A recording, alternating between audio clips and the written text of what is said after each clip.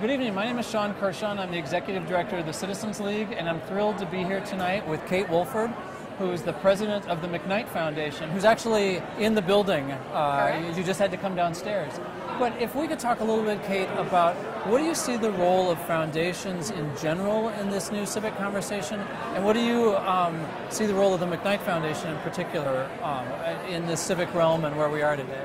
I think it's a tremendously exciting time for foundations because we do a lot of work that's kind of the downstream work of helping people who are already suffering from societal ills, providing one-on-one assistance, helping communities.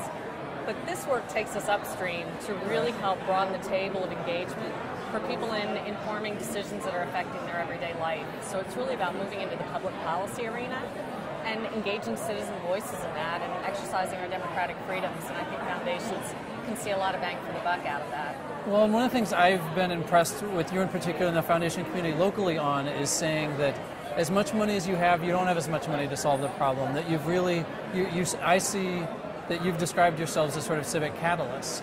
Can you talk about the challenges and the opportunities that come working cross-sector? Because it's the nature of your work that you're working with foundations and businesses and individuals. And do you see that importance as growing or as important as it's always been? How do you see the role of McKnight or foundations in general in trying to connect sectors that may not be used to working together? For McKnight, I think it's more important than ever, and it's also the most opportune moment that I think we've seen in decades to do cross-sector work and also cross-issues. Okay. So issues of energy, transportation, job creation that used to be siloed. Right. Now as we talk about transitioning to a low-carbon economy, you have to deal with all of those, and that's the promise and the benefit for broad swaths of our society. So it's a leveraging opportunity. And it is an opportunity to also say the public sector has its role, and that's where a lot of leverage will come. Foundations can do the R&D, we can help provide the pilots, and then we bring in the business community to say, how does the market respond? So again, the low carbon future is one of our prime examples. We can get a triple bottom line, environment, jobs, low-income opportunities through things like energy efficiency. It's a great opportunity. It seems like that's a great example because one of the outcomes of the crisis we're in, frankly, is you can't settle back into these silos and these old ways of doing business. What do you see as, if you think back maybe over the past 18 months or year, what do you see as the thing that's inspired you most? And as you look ahead to the next year, what are you excited to achieve given the work that you're in? I mean, part of it's walking into this room and seeing just dozens and hundreds of young people who are totally engaged civically, volunteerism, who are looking at career opportunities, but taking their time and talents, whether it's in political campaigns or neighborhood organizing.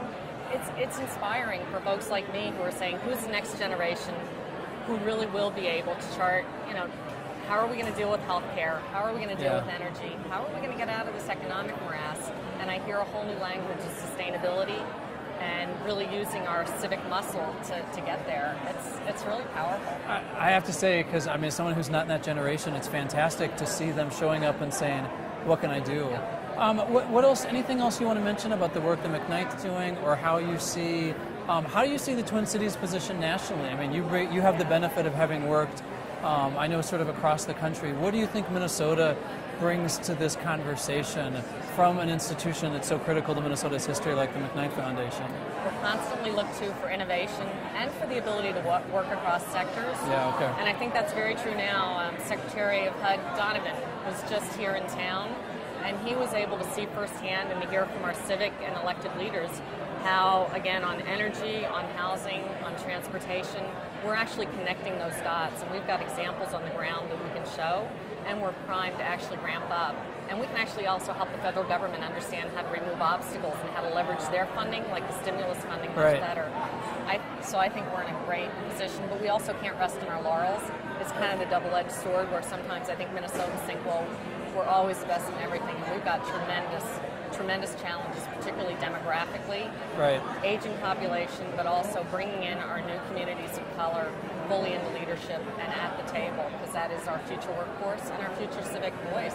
And it's an enormous challenge that no weekend and certainly no party. Well, I really appreciate you being here, certainly your leadership in the community, and thanks for joining us. Kate Wolford from the McKnight Foundation.